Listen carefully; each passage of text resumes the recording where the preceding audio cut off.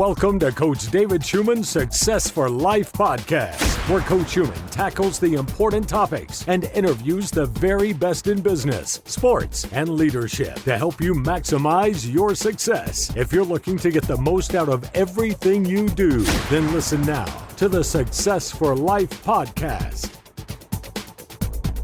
I wanted to go through today something real important that I think in the recruiting space that parents really need to understand, and that is the difference between caring about how your son gets recruited and their performance and worrying about what other people think or find you or how they found your son and all those kind of things that mean absolutely nothing to do with recruiting. My name is David Schuman. Welcome to my podcast. And today, it is critical for parents to understand not just the recruiting process, but really to investigate, how they can get their son recruited. So many times, parents come to me and ask, how do I get started? What should I do? How do I find the information necessary? First of all, the first step is to write down what you want to accomplish. Because if you and your son or daughter don't write down what you want to accomplish in the recruiting process and where you want to go and how you want to go about doing it, you're nowhere. You have to know what your goal and what you're looking to accomplish, and then look at your own process as far as training, educationally, performance-wise, and find out what that path is. Wishful thinking does not help you in recruiting. Wishful thinking does not help you. The process of going about and doing and making things happen. So let's start at the beginning, at the start. Number one, you must have a plan. You must understand where you want to go, what you want to accomplish. Every single athlete in the country wants to get an athletic scholarship. So let's just take that off the table, because there's almost no athletes that have ever gone in every single event that I've run since 2004. Every single athlete, when I've asked who wants to go and play Division I kid you not, 99 out of 100 hands will go up. When I ask how many guys want to get athletic scholarship, 99 out of 100 hands go up. So let's take off the fact that you want to be a Division I athlete, that your son wants to be a Division I athlete, completely off the table as what you're trying to accomplish, because everyone, that's their goal in athletics.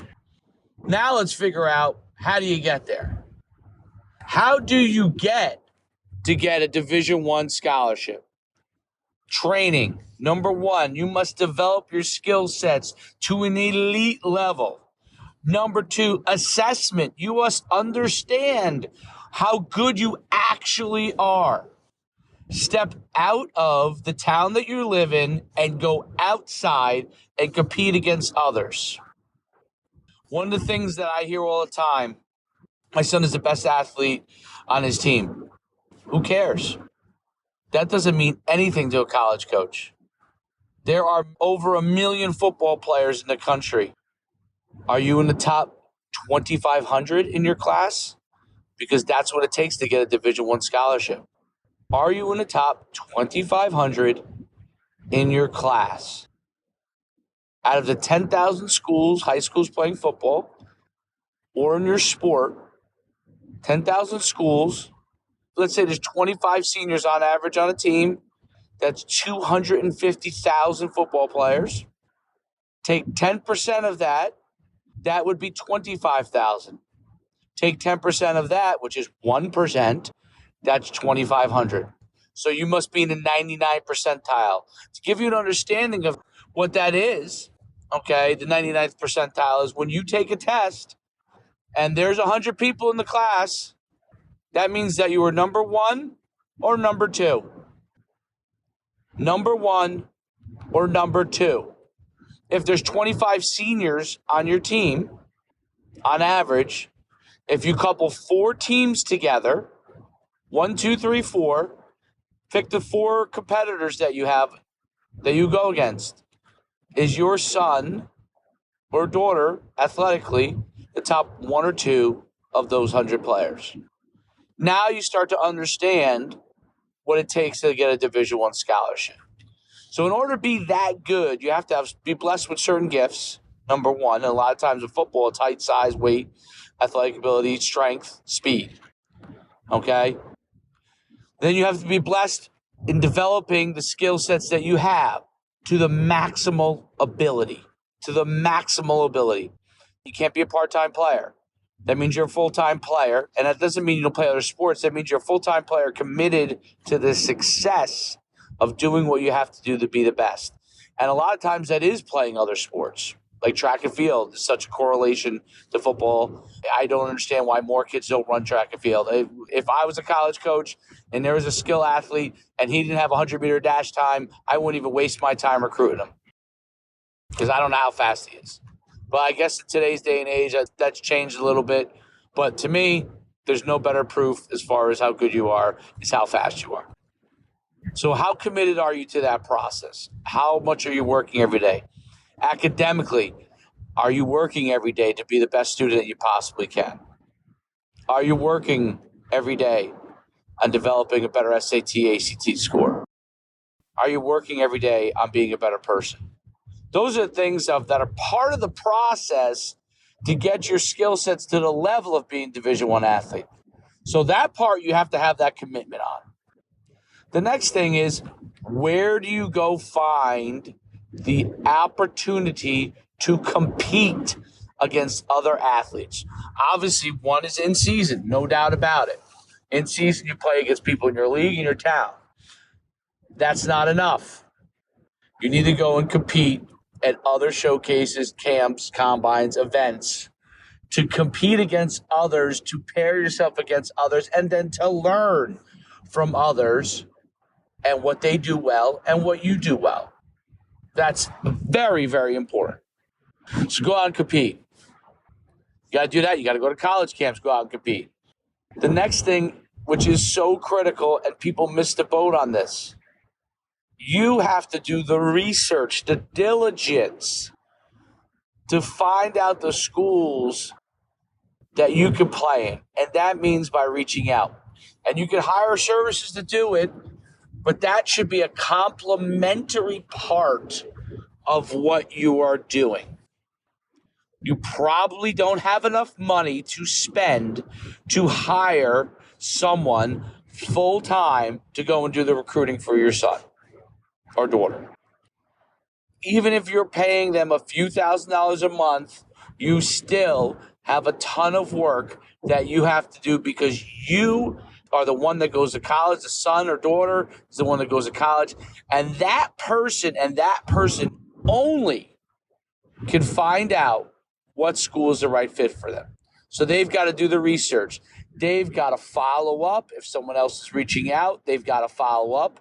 They've got to find out. They've got to go and talk to the schools. They've got to build the relationships necessary in order to get recruited. And it is a process.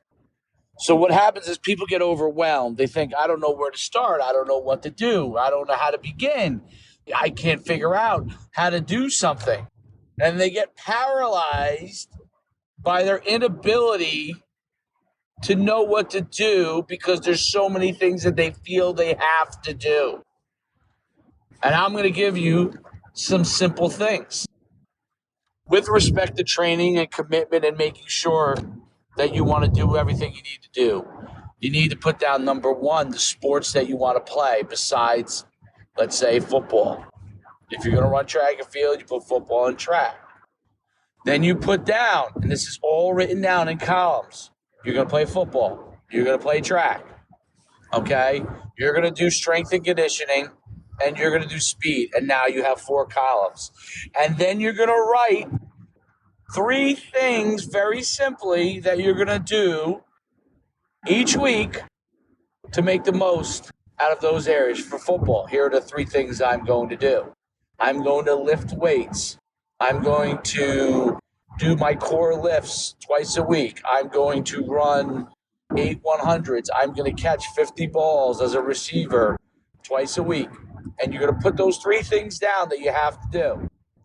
And then you're going to have that in track, let's say. And then you're going to have that for strength training, and you have that for speed. And you'll see there are things that cross over. And those things that cross over help you knock off one of the things that you have to do. So now you're looking, you really don't have to do 12 things. You might be doing 6 or 7 things that cross over to your 4 areas. That's critical.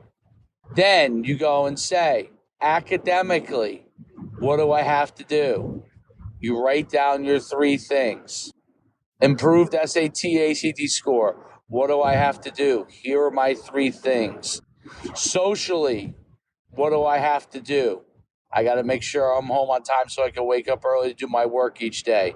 I'm focused. I stay away from alcohol, drugs, any of those kind of things.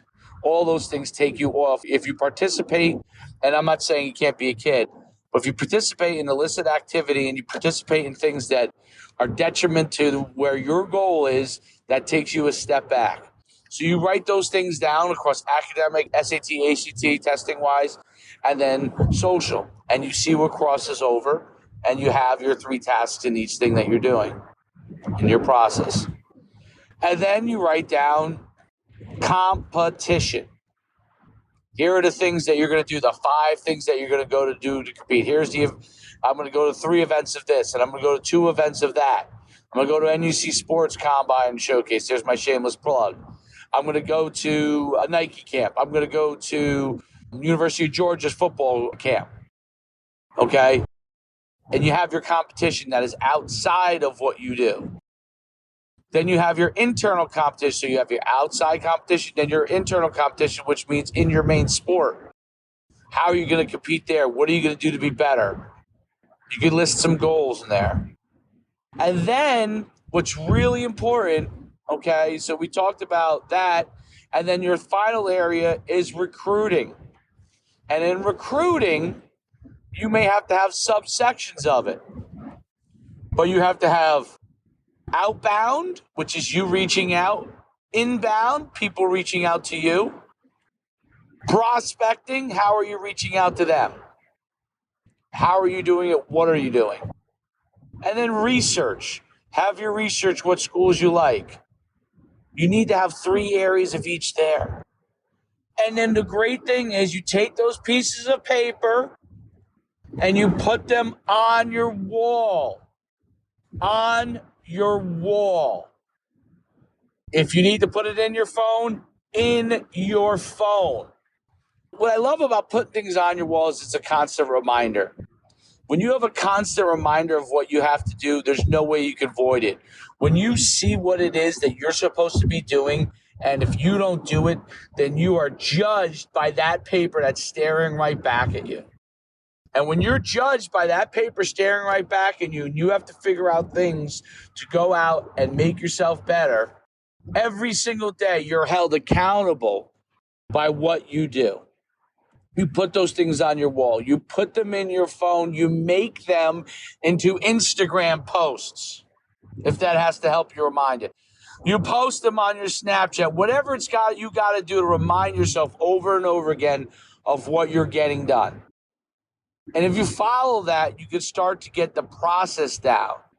Now, when it comes to recruiting, instead of being overwhelmed, you develop that plan. You develop those tasks, and you stay diligent on it. You stay diligent on the tasks. When you have your highlight film, you make sure you research and find every single school that you're interested in and send those guys your information. Tweet, DM. I'm going to give you a quick tip. It's the easiest thing.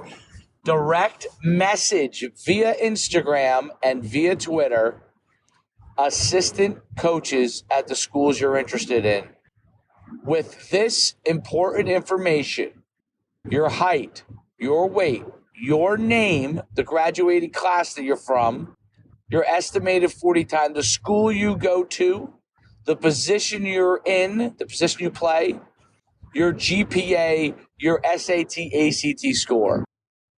You send that with your highlight link in your direct messenger, and your college coaches, those college coaches have the information that they can start to move on. And I can tell you this, if this is the truth, if you want to be a Division I scholarship athlete and you play the tight end position and you text, my name is John Smith, I'm 6'6", 220 pounds. I run a 4.840 and I ran it at the NUC Combines. I go to River Ridge High School in Maryland, and I have an ACT score of 26, and you send that to a coach with your highlight link, you can bet your bottom dollar if you do that to 50 schools, your process is going to begin. Because when a coach sees that you have certain height requirements, certain speed requirements, they are what we call triggers. And triggers tell the coach or the recruiting coordinator that this guy could be a prospect based off of certain parameters. Now, what you may ask is, you may say, oh, well, I'm shorter. Well, if you're shorter, then speed becomes a premium in football. Okay, well, I'm short and I'm not that fast. Well, then scholarship level, Division I, may not be where you're going to go. So then retarget the places and research the schools that have players most similar to you and then target them. That's important. Target those schools. And when you're able to do that, you really can begin to improve your process and really, really start to generate recruiting. So to recap, it's important that you have a training process, a competition process. You are committed to what you're doing on all levels.